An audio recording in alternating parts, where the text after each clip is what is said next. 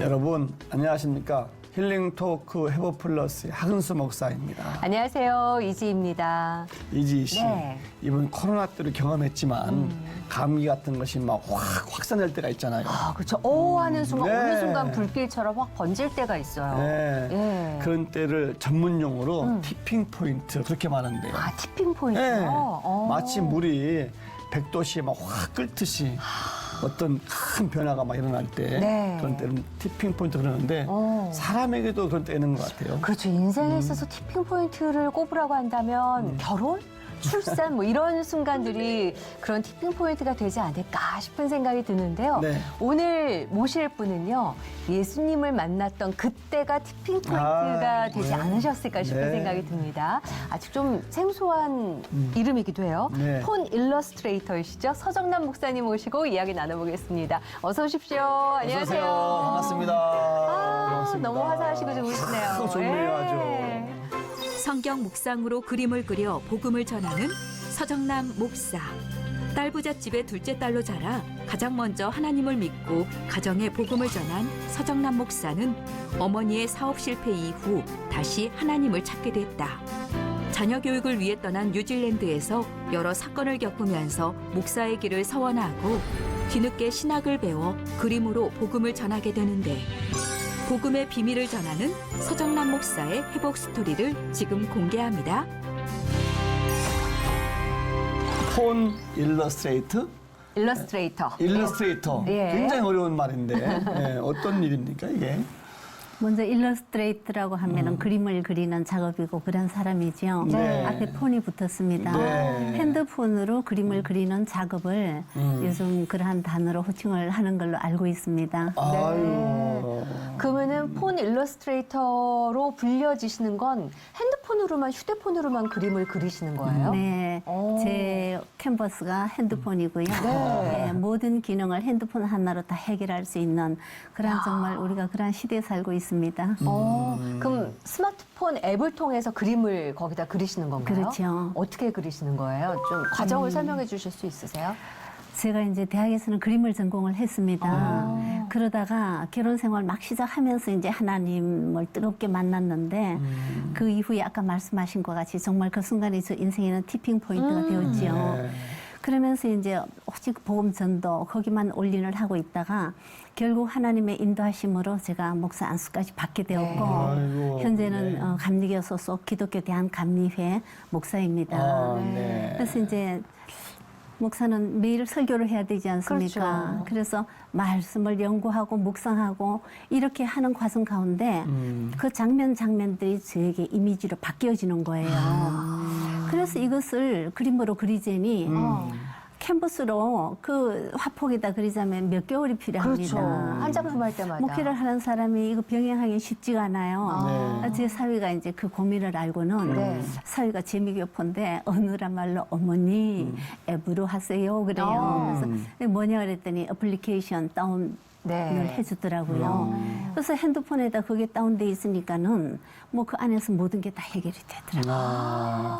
저는 설명해도 네. 궁금해요. 도대체 이게 어떻게 하는 건지 예. 백문이 불여일견이라 한번 보시자고요. 조금 네. 한번 보시고 좀 한번 좀 얘기 좀 또 들어보시죠. 이게 와, 다 그림 이게 그리신 그겁니까, 이게? 거군요. 이야기가 있는데요. 예. 색상들도 저렇게 저희가 자유로 선택할 수 있도록 굉장히 다양하더라고요. 네. 맨 첫 번째 오른쪽 그림은 제가 이제 명제가 잃어버린 양입니다. 그래서 저 절벽 밑에 떨어져 있는 그 양 한 마리 네. 스스로 올라올 줄도 모르고 있는 양 한 마리를 예수님은 종일 찾아다니셨어요. 네. 뒤에 하늘이 굉장히 붉잖아요. 네. 제 그림에는 색상 하나하나가 다 의미가 있어요. 그래서 예수님께서 해가 칠 때까지 황혼이 저렇게 짙으실 때까지 찾아다니다가 드디어 절벽 밑에 그 양을 발견하시고는 이제 네. 바구니로 이렇게 내려서 건지시려고 하는 그 순간을 제가 포착을 했습니다. 그다음 가운데 그림은 가운데 또, 그림은 네. 이제 제가 명제가 계곡 양인데 그 양을 또 이제 위에서 이렇게 올리시는 그 장면을 또 네. 나름대로 상상을 해봤고요. 네. 마지막 그림은 귀가 이제 목장으로 집으로 향하는 너무 그 좋다. 노을도 굉장히 짙어지요. 예. 그 다른 양무리들 예수님이 저 양 한 마리 찾으실 때 다른 99마리 양들은 그죠 기다려야 했었잖아요. 네. 그래서 찾은 양 한 마리와 함께 다들 함께 기쁜 마음으로 귀가하는 그 장면을 상상하면서 아버지 이해가 저렇게 확 뜨네요. 그려봤습니다. 그러니까요. 예. 이거는 또 다른 네. 시리즈 이거는 같아요. 이제 누가복음의 15장을 제가 묵상하면서 돌아온 탕자를 네. 이렇게 시간대로 이미지화 시켜보았습니다. 그래서 그 성경 말씀해 보니까 계절이 안 나와 있어요. 저는 이 계절을 엄동설한으로 설정을 했습니다. 예. 그래서 아버지는 저렇게 코트라도 입고 늘 저 되면 저 자리에서 아들을 기다리시는 거예요. 근데 저 가운데 언덕에 보면은 올라오고 있어요, 아들이. 근데 보이네요. 예, 이제 이걸 스마트폰으로는 확대 기능이 되잖아요. 네. 보면 아들은 이 겨울인데 옷이 없어서 다 떨어진 러닝샷을 입고 저렇게 돌아오는 장면이고요. 두 번째는 아버지가 그 아들을 반가워서 안는데 아들은 미안해서 온전히 안기지 못하고 그러네요. 엉덩이를 빼고 엉거주춤한 그런 장면을 표현해봤고 마지막으로 이제 티퐁 이렇게 네. 부장 안에 깊은 포옹을 하고 정말 아들이 아버지 앞에 깊은 회한의 그 시간을 갖는 그런 장면을 그려봤습니다. 아니 이 그림들이 핸드폰으로 그리는 거예요? 네, 그러면? 다 됩니다. 이야. 다 됩니다. 아니 그리고 그림만 보더라도 어떤 메시지를 전하시려는 그러게요. 건지 이게 느껴지니까 너무 좋은 것 같아요. 지금 옆에 있는 그림도 양 시리즈 중에 하나인가요? 네. 제가 이제 각 성경의 각 장에 해당하는 그림은 거의 다 있어요. 네. 근데 그런 거 어떤 거는 보면 또 카툰 스타일이기 때문에 제가 전시회를 할 때는 그래도 대표작만 할 수가 있는데 네. 이것도 양 시리즈 하나인데 이 양이 이제 예수님 품에 안겼을 때 여기 보면은 이제 두 눈이 있습니다. 네. 이 눈 하나 그리는데 뭐 한 100번 이상 제가 지웠다가 이야. 왜냐면 가장 이 감정을 표현할 수 있는 게 눈이더라고요. 그렇죠. 네. 그래서 이 양은 예수님 품에서 가장 평안해야 돼. 그죠? 네. 가장 평안한 것을 제가 이렇게 한 다음에 이제 이게 저 마음에 흡하게 되면 마지막에 사인을 해요. 물론 사인하기 전에는 성령님께 기도하고 시작해요. 네. 성령님 같이 해주세요. 아이디어 주시고 성령님이 직접 그려주세요. 정말 기도하고 네. 그렇게 만드는 작품입니다. 그 밑에 사인 있네요. 그렇죠. 예. 그럼 이렇게 매일 깊은 묵상을 하시고 그걸 그림으로 만드시고 매일 작업을 하시는 네. 건가요? 어느 정도 걸리세요? 이게 날마다 틀리겠지만. 네, 요즘은 조금 제가 이제 조금 이제 다망해졌죠. 근데 그전에는 거의 해가 지면 외출을 안 했습니다. 외출을 하지 않고 제가 텔레비전 리모컨을 손에 못 쥐어본 게 한 4년 됐어요. 일체 오락을 금하고 말씀은 붙잡고 말씀 속으로 저는 그 장면 속으로 들어가요. 들어가서 예. 노아 방주 같으면은 방주 안에서 그 새 며느리와 새 아들들과 부인과 제가 함께 그들의 대화도 듣고 이러한 시간들을 이렇게 묵상 시간에 가지면서 그걸 또 이렇게 이미지로 바꾸고 그럽니다. 너무 행복한 저녁 시간이실 것 같아요. 네, 그리고 이제 아침에는 그림을 그려서 아침 8시에 전송을 해요. 8시가 뭐냐면 직장 나가시는 분들이 이 글과 그림을 받을 때 네. 딱 직장 지하철 안에서 볼 수 있는 그 시간이에요. 그렇죠. 래서 8시 5분 뭐 이 정도의 그림을 글과 그림을 전송하고 그러한 시간들을 가졌습니다. 너무 감사하네요. 네, 저는 예. 설명 듣고 그림을 봤는데도 아직도 네. 이해가 안 되는 거예요, 지금. 야, 너무 신기해가지고. 예. 지금 스마트폰으로 그린 그림을 가지고 우리도 보고 있고 네. 또 전시를 또 많이 하셨어요. 반응들은 어떠세요들? 그 참 제가 상상할 수 없는 아까도 말씀드렸지만 성령님이 동행하는 작품이라고 저는 감히 말할 수가 있어요. 그래서 주로 그동안은 교회들 전시를 했습니다. 교회 이제 갤러리가 있는 교회들을 서울 시내 큰 교회는 많이 하였고 교단을 초월해서 각 교단 지방까지도 전시회를 많이 했습니다. 그런데 이제 제 친구가 한번 인사동에서는 안 해? 이거 말 한마디가 탁 박히는 거예요. 네. 그래서 참 이제 이 기독 그림을 가지고 세상으로 나가보자. 이러면서 인사동 화랑가에 갔더니 예약이 뭐 몇 개월 후까지 다 잡혀 있어요. 와. 근데 기적적으로 딱 한 곳이 남아 있는데 저한테 너무 적합한 공간이에요. 대형 통유리 전시장이에요. 또 길에 이렇게 네. 바로 접해 있는. 그래서 내가 그 예약을 하고는 전시를 하기 전에 계속 기도했습니다. 주님, 여기는 조계사가 가깝습니다. 이 복음을 들고 나가는데 저는 이 그림이 아니라 복음을 들고 나갑니다. 조교사로 다녀보는 분들이 지나다가 이 그림 보고 들어와서 이 그림을 접하게 해주세요. 네. 그리고 혹시나 교회 다니다가 실족한 분이 계시면은 이 그림을 통해서 회복되게 해주세요. 치유받게 해주세요. 그러고 전시를 했는데 정말 그런 일들이 있었다는 것을 방명록을 통해서 알게 됐고 네. 정말 불자가 들어오셔요. 그래서 내가 그랬어요. 아까 그 잃어버린 양 설명드렸던 그런 것을 이제 설명을 하면서 이전에 내가 저렇게 혼자 갈 길 몰라 방황하고 있었는데 주님이 날 건져주셨다. 저 양이 나다. 그리고 저 양이 당신이다. 기다리신다. 네. 그러면은 저는 뭐 이렇게 막 강력한 반응이 오리라 예상하고 다 복음을 전했죠. 근데 맞다고 그렇다고 생각해 보겠다고 이러고 가시는 분도 있고 또 코엑스 삼성동 코엑스의 네. 아트페어에 제가 또 출품한 적이 있어요. 그때는 이 양 시리즈 6개 대표작을 가지고 전시를 했는데 스님께서 와서 아주 오랜 시간 그 작품 앞에서 이렇게 깊이 묵상하시는 그런 경우도 있었고요. 제가 이제 감리교 신학대학원을 나왔는데 모교에서 전시를 할 수 있는 시간이 있었습니다. 전시하고는 그 채플에서 네. 저에게 간증과 설교의 시간을 주셨어요. 그러는데 예, 저도 목회신학대학원을 나왔는데 그런 분들은 낮에 직업을 가지고 밤에 공부를 한단 말입니다. 네. 대체로 나이가 많으셔요. 네. 그들의 마음을 알아요, 제가. 이렇게 나이가 들었는데 주님 왜 쓰려 그럽니까? 앞으로 몇 년 못 하는데 왜? 이 퀘션이 많다는 걸 제가 알아요. 네. 그래서 내가 그 얘기를 했어요. 나도 여러분보다 더 늦게 했다. 더 늦게 했는데 나도 늘 그런 질문을 가지고 주님 앞에 나 그만할게요. 이거 아니잖아요.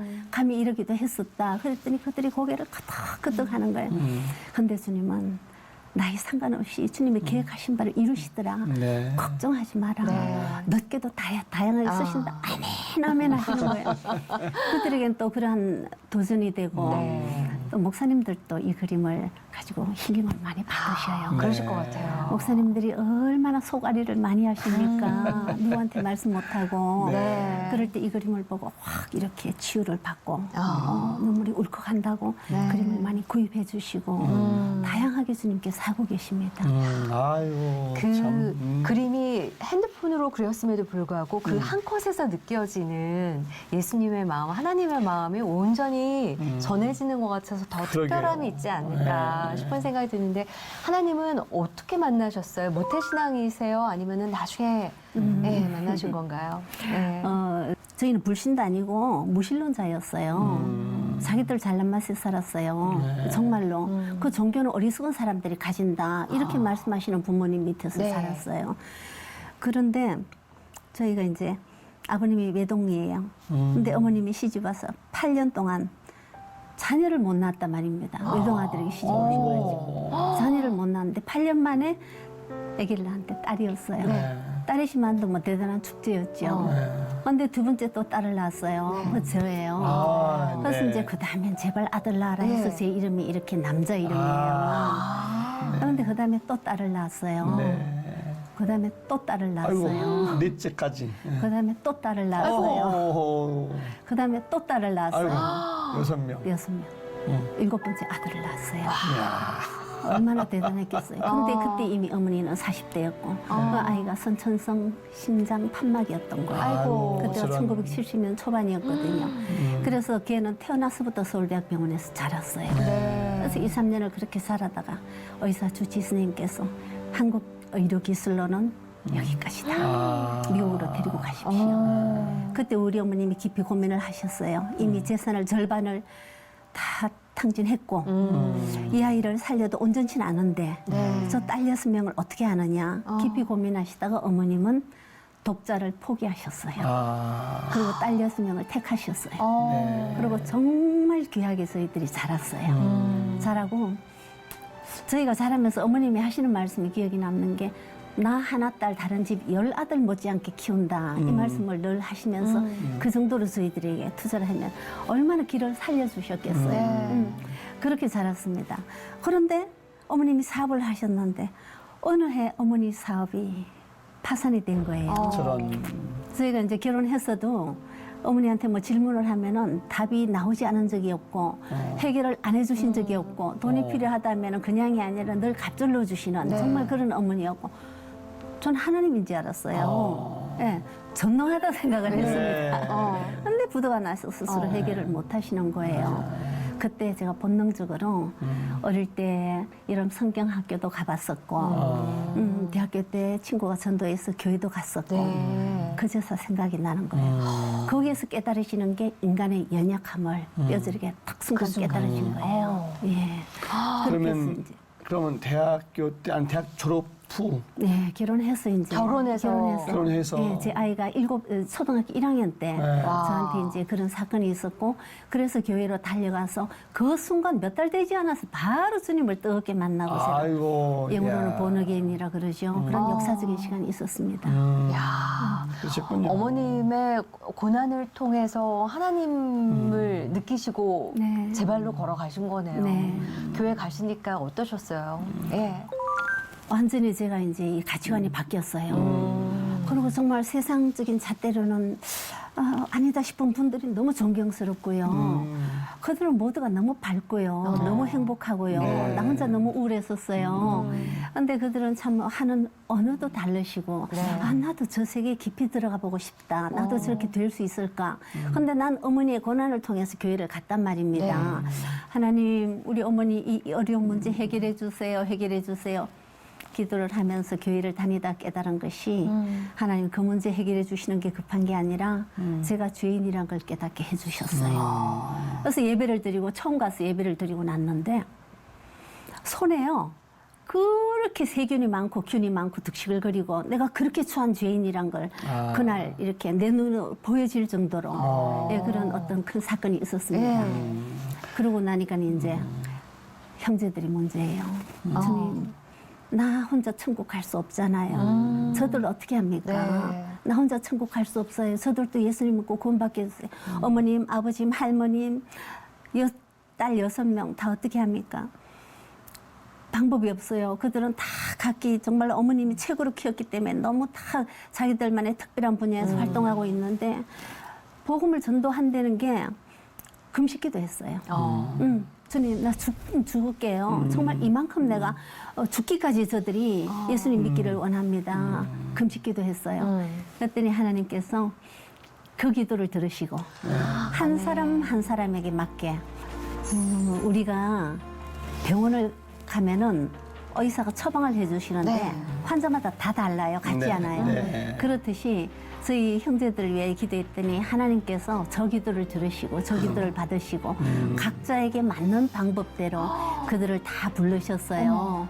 그렇게 해서 6명 중에서 그들이 뭐 의과대학 또 교육학과 정치경제학과 저는 또 미술과 뭐 다양하게 이러한데 그들이 전공을 다 뒤로 하고 4명이나 만학도로 신학대학원을 다시 공부했습니다. 6명 중에 4분이 네. 신학을 또 가셨어요. 둘째, 셋째, 넷째, 다섯째가 신학대학원을 다시 하고 예. 그중에 현재 목사를 안수받은 거는 둘째, 셋째, 넷째가 목사를 안수받고 네, 활동 중입니다. 야, 믿음의 가문으로 네, 하시구나. 온전히 바뀌는 그런 할렐루야네요. 큰 역사가 있었습니다. 목사님 교회 감사하죠. 나가셨을 때 그때 나간 게 순복음 교회인가요 처음에? 네. 예, 그래서 뜨거운 성령 체험하시고 예. 아주 완전히 바뀌신 거예요 삶이. 예, 그때 이제 제가 그들과 같이 저도 이렇게 뜨겁게 성령 체험하고 싶고 또 저들이 기도하는 방언 기도 저도 하고 싶고 네. 예, 근데 저는 너무나 어린아이인 거예요 아직까지. 네. 근데 사모함이 컸습니다. 네. 근데 한 분이 이제 갑자기 부흥회가 잡혔다고 가자고 네. 이렇게 해서 이 교회에서 이제 승합차를 더 갔습니다. 네. 그때 강사로 오신 분이 그 당시 성남 순복음교회 엄기호 목사님이셨는데 네, 네. 자그마신 목사님이 그날 저녁 얼마나 구성지게 말씀을 인도하시면서 그 자리에서 저는 처음으로 경험하는 울다가 웃다가 울다가 웃다가 이런 시간이 있었어요. 그러면서 마지막에 안수를 받고는 그 밤늦게 제가 뜨겁게 성령의 불을 체험한 거예요. 어느 정도냐면은 전신이 거의 왼쪽이 다 마비가 돼버리는 거예요. 어떤 물리적인 작용을 하지 네. 않았는데 끝나고요. 성도들이 같이 가자고 하는데 일어설 수가 없었어요. 그들 부축을 받아서 집에 갔는데 정말 그 이 마취된 듯한 현상이 다음날 오전 10시, 11시쯤 되니까 거기 이제 서서히 다 풀리더라고요. 그렇게 받고 나니까는 어쩌면 나한테 목자의 사명을 주셨는지도 모른다. 예. 그리고 이제 저녁마다 그 기도원 가서 네. 철야 예배를 드리는데 그 기도원 원장님을 보면은 제가요 어떤 생각을 해요. 내가 저 자리에 있어야 되는데 왜 내가 여기 있지? 이 뜨거움을 계속 주시는 거예요. 부어주셨군요, 아주 마음을. 네. 예. 계속 마음을 부어주셨다고 네. 했잖아요. 목회자 자리, 저 자리, 내 자리인데 네. 어떻게 불러주셨나요? 그러게요. 목회자로서. 예. 1994년도입니다. 언니가 전화가 왔어요. 나 뉴질랜드 가는데 아이 골프 때문에 가는데 네. 가보고 좋으면 부를게 그러는데 그럴 것 없이 저는 그냥 바로 따라갔어요. 그때 겨울 방학이니까는 네. 자녀들 데리고 유학을 할 수 있으면 해야겠다 생각하고 갔더니 자녀들이 뭐 초등학교 막 중학교 1학년이었는데 거기서 공부를 하겠다는 자기들의 의사를 분명히 비쳤어요. 그래서 이제 거기 정착해서 저도 거기서 같이 유학 생활을 같이 하고 네. 저도 랭귀지 코스 마치고 또 인테리어 디자인 공부까지 했습니다. 그리고 이제 자녀들이 거기서 공부를 하는 가운데 정말 저한테 주신 그 뜨거운 열정으로 평신도이지만 정말 목회자를 능가하는 그 정도 사역을 제가 했었어요. 뉴질랜드에서. 네, 그래서 저희 구역 식구들만도 막 17가정이 될 정도로 네. 다들 저같이 유학 온 그런 어머니들, 예, 그걸 같이 하는 가운데 제가 이제 IMF를 맞이했어요. 국제금융위기, 네. 1900년도 말에. 그걸 통해서 참 놀랍게도 저희 가정이 완전히 또 파산을 한 거예요. 친정이 이어서 저희 가정까지도 다 파산을 한 거예요. 그래서 그때 제가 이제 문득 떠오르는 거예요. 하나님, 혹시나 나 특별한 길로 부르시려고 지금 그 작업하시는 거 아니에요? 그러면서 제가 그때 이제 막 그 파산된 그 남편의 사업체도 뒷수습도 해야 되고 하니까 제가 한국을 와서 강남 금식기도 가서 7일 금식기도를 또 했습니다. 네. 단지 그 소명만 두고 제가 하나님께 여쭈었어요. 7일 금식기도를 마쳤는데 묵묵부답하셨어요. 무응답이셨어요. 그래서 내가 알았습니다. 주님, 저는 갑니다. 두 분 다시 이 기도 하지 않습니다.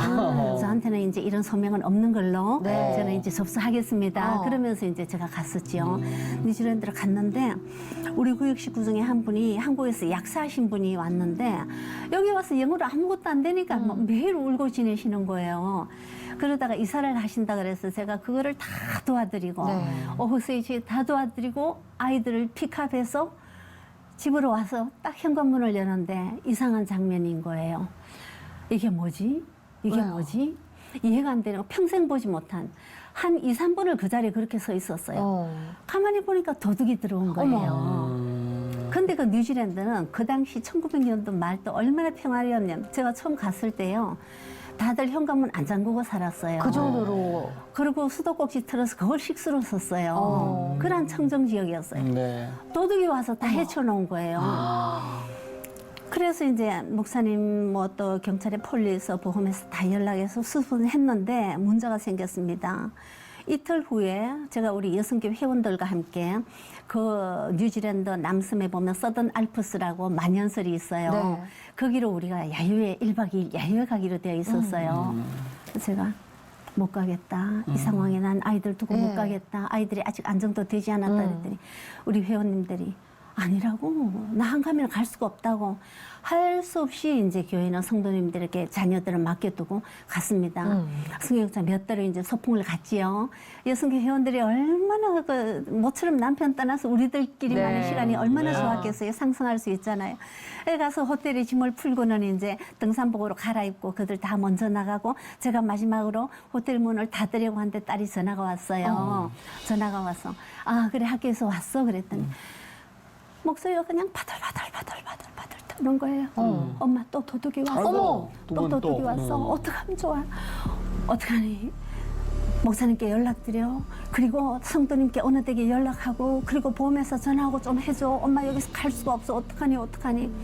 그러면서 성도님 댁에 목사님 댁에 저도 전화하고 제가 그분들에게 어떡하죠. 나 올라가야 되겠는데 그러니까 그분들이 안 된다는 거죠. 당연히 안 되죠. 네. 그래서 이제 옆에서 그 얘기를 들은 분들만 그냥 모른 척 해달라 그러고 아무 일도 없었듯이 저는 1박 2일 그들과 함께 했습니다.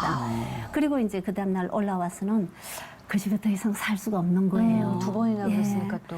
그래서 이제 다른 집을 구해서 옮겼습니다. 네. 옮겼는데 아래기청 시큐리티 알람 시스템이 완벽하게 되어 있는 집.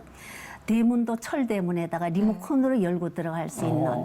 이래서 이제 좀은 마음이 안정이 되는 거예요. 한 달 정도 지났을까요? 그러는데 주일 오후였어요. 제 딸이 교회에서 드럼을 봉사를 했거든요.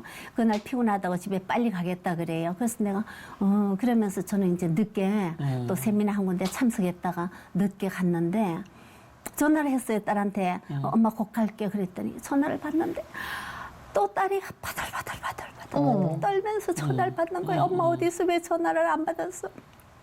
또 도둑이 왔단 말이야. 강도가 왔단 말이야. 지금 교회 집사님들 다 와 계시고 폴리스 와서 날 지금 취재하고 있단 말이야. 엄마 빨리 오라 그러는데. 그 전화를 듣고 제가 몇 킬로로 집으로 운전해서 달려갔는지 모르겠어요. 집에 가보니까요. 저희 집 대로변에 양쪽으로 차들이 쫙 주차돼 있는데 교회 성도님들이 다 왔어요. 딸이 엄마 찾는다고 교회 성도님들마다 다 전화하고 그분들이 다 도착하고 경찰차가 3대나 와서 집에 들어가 보니까 이게 말도 아닌 거예요. 세 번째 또 도둑이 왔는데 이는 강도로 변한 거예요. 왜냐 아무도 없었으면 혼자 잘 훔쳐서 나갔을 텐데 딸이 낮잠을 자다가 그 시간에 일어났단 말입니다. 어떡해요? 그 일 이후에 이제 다른 학교에서 병가 일주일 없고 제가 그랬어요. 주님, 제가 소명에 대해서 2번 다시 기도 안 한다는데 바꿀게요. 다시 기도할게요. 저한테 혹시 그런 뜻이 계십니까? 금식 기도할게요. 그럼 저한테 말씀해 주세요. 그때부터 간절히 금식 기도 들어갔습니다. 금식 기도를 들어갔는데 전화가 한 통화 왔어요. 제가 잘 아는 전도사님인데 창립 5주년이 되었다고 와서 축하를 좀 해달래요. 근데 이미 저는 금식 며칠째니까는 힘이 없는데 아유 말씀도 못 드리겠고 근데 그 교회는 꼭 가서 축하를 해줘야 될 사연이 있었어요. 그 사연에 대해서 잠깐 얘기를 하면은 전도사님은 그 도시에서 학생들 사역을 열심히 하시는 모범적인 그런 사역자였어요. 그래서 저하고 한번 이렇게 만날 시간이 있어서 차를 다니면서 얘기를 하다가 이렇게 들어보니 경상도 액센트예요. 그래서 전도사님 고향이 어디세요? 그랬더니 울산입니다. 그래요. 어머 그래요? 저랑 고향이 같으네요. 그러다가 또 딴 얘기를 한참 했어요. 한참 하다가 아버님이 어떤 일 하셨어요? 그랬더니 예, 교육 공무원 하셨어요. 그래요. 아 그러시군요. 또 딴 얘기를 한참 하다가 전함이 어떻게 되십니까? 했더니 전함을 얘기를 하는데 저 중학교 2학년 때 담임쌤입니다. 어머나. 담임쌤 아들이 그분인지 몰랐어요. 어머. 근데 그 담임쌤은 지도부장 하시고 굉장히 카리스마가 넘치고 굉장히 인기도 있던 분이셨거든요. 근데 저희 담임 때 그분이 등남을 하셨단 말이에요. 그 아드님이 지금 앞에 계시는 그분인 거예요. 남다른 교제가 이어지죠. 그런 분이 5주년 됐다고 와달라고 하는데 안 갈 수가 없죠. 갔습니다. 가면서 기도했어요. 주님, 오늘 저에게 콜링에 대한 확실한 말씀을 주실 시간입니까? 그렇다면 저는 이젠 제 귀로 들어야 됩니다. 제 눈으로 봐야 됩니다. 듣게 해주시고 보게 해주십시오. 기도하고 갔습니다. 그랬더니 강사로 오신 분이 시드니 소망교회 이상진 목사님이라고 감리교 목사님이셨어요. 그분이 와서 창립 5년은 축하를 하시는데 요한복음 21장 본문을 가지고 말씀을 끌고 나가셔요. 그때부터 저는 그냥 눈물로 그 말씀을 받는 거예요. 베드로에게 너가 나를 사랑하느냐? 너가 나를 사랑하느냐? 너가 나를 사랑하느냐? 3번 물으시고 베드로가 3번 대답을 합니다. 그랬더니 예수님께서 내 양을 쳐라. 내 양을 먹여라 그러는데 제가 거기서 정말 1시간 동안 눈물 콧물 다 흘리면서 주님 알겠습니다. 알겠습니다. 주님의 양을 치겠습니다. 치겠습니다. 그러고 예배를 마치고 이렇게 눈을 떴는데 담임 전도사님이 올라가시더니 찬양합시다 그러는데 부름받아 나선 이 몸 어디든지 가오리다. 그 찬양을 하는데 제가 주님 알겠습니다. 확실하게 이제 저희 콜링으로 받고 제게 주신 소명을 오늘 이 자리를 통해서 말씀하시는지 알겠습니다. 그렇게 해서 제가 이제 목자의 길로 그렇게 제가 결정을 했던 것입니다. 야, 영화 같은 이야기를 주님이 정말 끄집어내서 인도를 해주셨네요. 네, 그렇죠. 네, 네. 예. 그러면 신학 공부도 뉴질랜드에서 시작을 네. 하신 건가요? 어떠세요? 그리고 이제 신학을 이제 한국 와서 하느냐 어디로 하느냐 하는데 호주에서 어느 교회에서 저를 오도록 기도하고 계시다는 거예요. 호주에서요? 목사님이. 예. 저는 뵙지도 못한 네. 분인데. 근데 그때 이제 잘 아시는 박효진 장로님 네, 있으시잖아요. 네, 네. 그분이 이제 우리 저하고 조금 아는 관계가 있어서 우리 뉴질랜드 교회와 집회를 하셨거든요. 그때 너무 대단했었어요. 온 도시에 정말 교회 나오지 않는 젊은 애기 아빠들은 다 나와서 은혜를 네. 받았어요. 그러니까 이제 퍼스에서 어느 목사님이 그 소문을 듣고 박효진 장로님 좀 연기를 해달라 해서 그 작업을 해드렸어요. 그런데 박효진 장로님이 거기 가서 하신 말씀이 되게 열성적인 여성교 회장을 보고 저 회장님과 서정남 집사님 두 사람 같으면 목사님이 양쪽 날개가 되겠다 이런 말씀을 하셨나 봐요. 네. 네. 그때부터 그분은 얼굴도 보지 못하는 저를 오게 해달라고 기도를 하신 거예요. 그래서 이제 그 도시를 답사를 했는데 결국 제가 가기로는 딴 도시 브리스베인이라는 곳으로 제가 그렇게 다시 이주를 했습니다. 네. 예. 갔더니 바로 영주권 받고 또 시민권까지 받을 수 있고 거기에서 신학을 시작하니까 목사님께서 대학 청년부 교육전도사로 네. 이렇게 직분을 주시더라고요. 그래서 그 청년들과 그때부터 이미 참 아니 은혜 받은 것도 순복음교회고 네. 성령 체험도 순복음교회 소명 받은 거 순복음교회인데 지금 감리교 목사님 되셨단 말이에요. 이거 어떻게 된 거예요, 이건 또? 그래서 이제 브리스베인에서 대학 청년부들과 정말 그 청년부 사역을 하는데 지금 그네들이 그때 20대 중반이었으니까 지금 한 40대 중반 정도 됩니다. 네. 그들도 정말 그때가 전설적이었다 할 정도로 크고 놀라운 부흥의 불길이 있었어요. 근데 그때 이제 성전 건축을 그 교회가 하고 있는데 제가 뉴질랜드에서도 또 가서 성전 건축을 또 한번 했었단 네. 말입니다. 근데 여기 호주에 오니까 또 성전 건축 기회가 있는 거예요.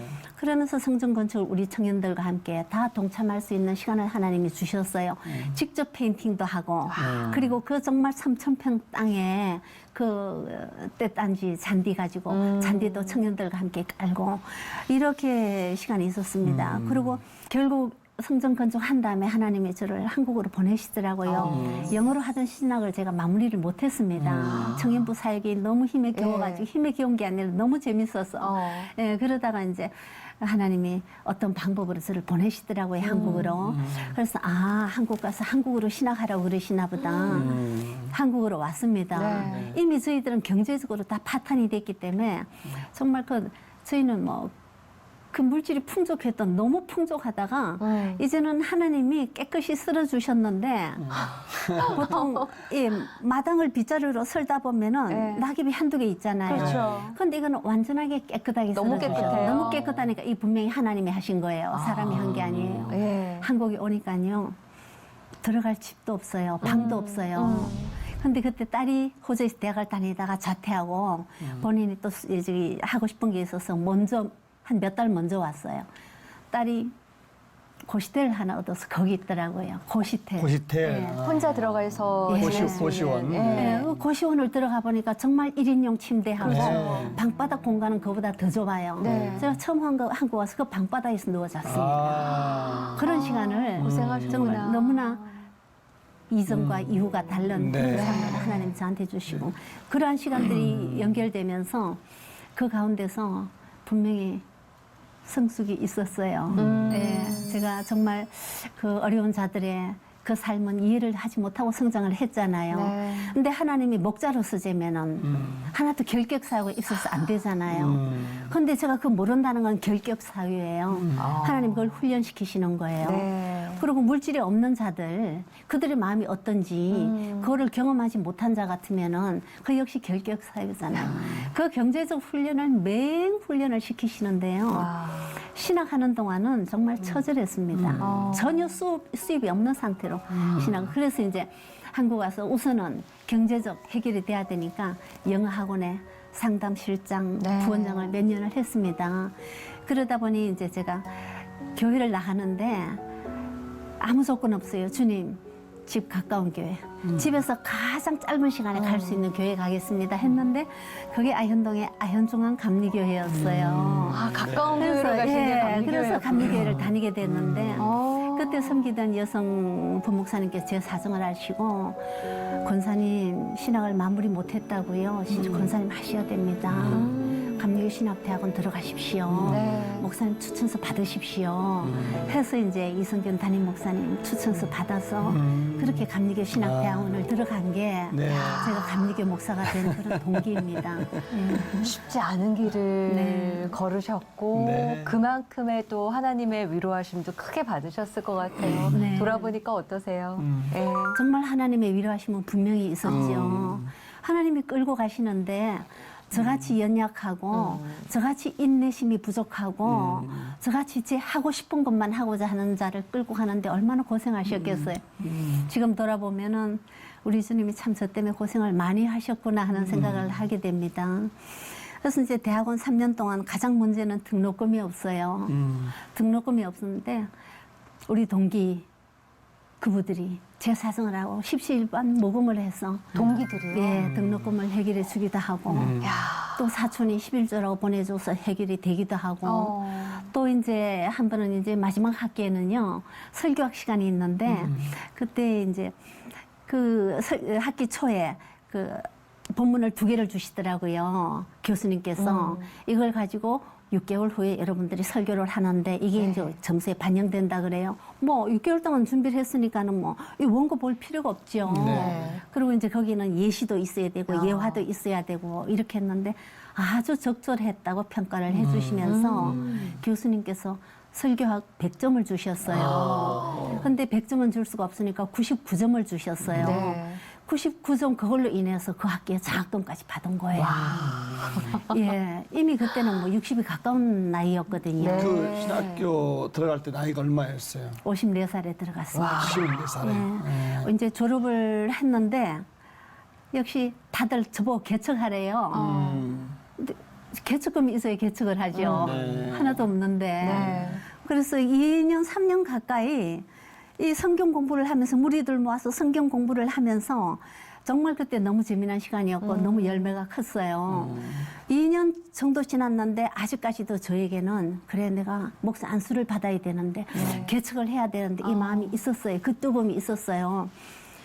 2년 반 후에 제가 결단을 내렸습니다. 그래서 이제 어느 교회 그 광고를 보고 찾아가서 이렇게 이제 제가 인수하고 싶습니다 했더니 그 목사님께서 저 액센트를 듣더니 고향이 어디세요? 그러는 거예요.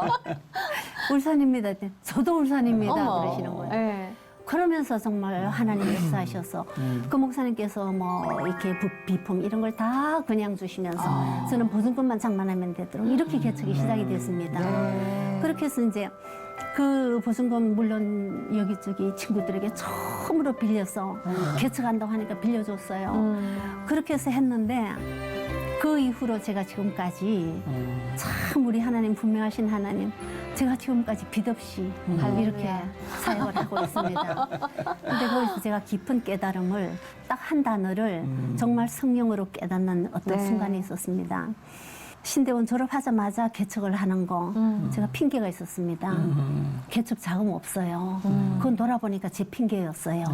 그런데 2, 3년 후에 개척을 했을 때 그게 해결이 되냐면 아니었거든요. 상황은 마찬가지였어요. 네. 그런데 제가 하겠습니다 했더니 주님이 길을 열어주신 거란 말이에요.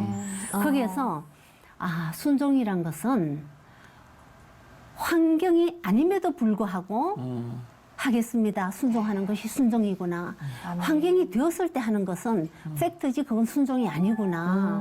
순종은 환경과 상관없다는 것을 제가 그 순종이란 단어에 대해서 정말 깊이 체험하는 그런 순간이었습니다. 아, 예. 참 너무 은혜가 되고요. 네. 늦게 시작한 것만큼 더 크게 쓰임 받을 텐데 그 호주에서 뭐 특별한 전시회를 또 준비하신다고 그러세요. 어떤 전시회 그건 또? 호주에서 이제 제가 이번에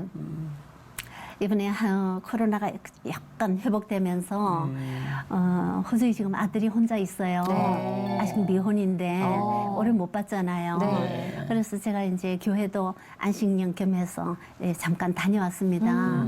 그래서 내가 호주를 갔더니 아들이 시드니 주한 장로교회를 다니고 있는데 그 담임 목사님께서 제 그림을 알고는 그 교회 카렌다를 하고 싶다 하셔서 너무 좋다. 그 교회 카렌다를 하셨거든요. 예. 그래서 이제 제가 이번에 갔더니 가서 보니까 제 그림이 카렌다를 통해서 시드니 전역에 소문이 나 있는 거예요. 그러니까 거기 기독 잡지가 있어요. 네. 크리스찬 리뷰라고. 거기에서 제가 왔다는 것을 알고 취재를 하셨어요. 그래서 기사가 크게 났습니다. 그러더니 크리스찬 리뷰 대표님께서 서 목사님 여기 호주에서 전시회를 좀 계속 했으면 좋겠습니다. 제의를 하시는 거예요. 그래서 제가 그 제의에 흔쾌히 제가 이제 이렇게 답을 할 수 있었던 것은 참 목적이 너무 선한 거예요. 그 전시회를 하자고 하시는 그 목적이. 호주가 1950년도 우리 6.25 때 네. 호주 젊은이들이 다 와서 우리나라 이 전투에 참전을 해주었어요. 네. 우리 참전국이에요. 그런데 그들이 참전한 데가 경기도 가평 지역이었대요. 가평 전투가 치열했나 봐요. 네. 그래서 그 가평전을 마치고 그들이 이제 휴전이 돼서 호주로 가서는 거기에 가서 이들이 지금까지 그 가평을 기리면서 호주 육군에서는 매월 4월 24일이 가평의 날이랍니다. 네. 그렇게 해서 기리고 있답니다. 어머. 그런데 더 놀라운 것은요. 호주에 가평 길이 있어요. 호주예요. 도로가. 와. 가평 길이 있고 가평 스트레이트가 있고 가평 네. 브릿지가 있고요. 이런 게 10군데가 돼요. 예, 그러면서 이제 이게 내년이 70주년이랍니다. 네. 그 전우들이 지금 생존에 계신 분도 있고 또 이렇게 돌아가신 분도 있고 그런데 이 크리스찬 리뷰에서 그것을 내년 70주년 기념 행사하고 다큐멘터리를 제작을 해요. 근데 조금 이제 그 자금이 부족한가 봐요. 네. 그래서 서 목사님 그림으로 전시를 했으면 좋겠습니다. 그래서 그 수익금도 조금 도움이 됐으면 좋겠습니다 했을 때 제가 기꺼이 그럼요. 우리 하나님이 저한테 이 재능 주실 때 저 돈 벌으라고 주셨겠어요. 선한 사업에 쓰라고 주셨지요. 그래서 여태까지 수없이 전시회를 한 26회, 27회 했거든요. 네. 그거 차곡차곡 모았다가 선한 사업에 정말 주님 기뻐하시는데 다 후원했고 우리 학생들 장학금으로도 하고 네. 그러니까 이번에 또 이게 하나님께서 이렇게 또 범국민적인 이러한 사역에 제가 동참할 수 있도록 해주시니까 네. 얼마나 감사합니까? 네. 그게 아이고, 아마 너무, 네. 다음 달부터 호주에서 이야. 이어질 것 같습니다. 기대가 되네요. 또. 예. 그 호주 전시회가 잘 되기를 바라고 네. 그 외에 뭐 혹시 뭐 기도 제목 네. 다른 거 또 나눌 게 있으세요? 네, 책도 출판되기를 제가 기도하고 있고요. 네. 그리고 이 그림들이 모아서 이렇게 전시회를 통해서 여러분들한테 보여주기도 하지만 이렇게 제 공간, 작은 갤러리라고 하는 그런 공간을 가지고 이렇게 제 그림을 전시할 수 있는 갤러리를 갖는 게 또 네. 나머지 제 시간의 꿈입니다. 네. 그 갤러리 오픈하면 네. 꼭 알려주세요. 네. 너무 기대가 되고요. 그게 한국이 될지 호주가 될지는 모르겠는데 네. 예, 하나님이 인도하심 따라 나아가겠습니다. 두 곳 다 있으면 좋겠네요. 삶의 여정마다 하나님의 인도하심의 그 귀한 이야기를 오늘 들려주셔서 너무 감사하고요. 건강하게 사역하시길 또 기도하겠습니다. 감사합니다. 성경의 그 깊은 묵상을 통해서 주어진 걸 스마트폰으로 그림을 그려서 네. 복음을 전하시는 걸 서정남 목사님 늦게 부르심 받은 것만큼 더 귀하게 쓰임 받으시기를 응원하겠습니다. 그림 그리는 걸 좋아하시고 그림을 전공하시고 또 하나님의 말씀으로 또 그림을 표현해내시는 이 귀한 달란트를 하나님이 주신 거잖아요. 여러분께도 주신 하나님의 그 귀한 달란트 발견하시고 키워가시고 순종하시는 그 귀한 하루 되셨으면 좋겠습니다. 평안한 하루 보내십시오. 고맙습니다. 감사합니다.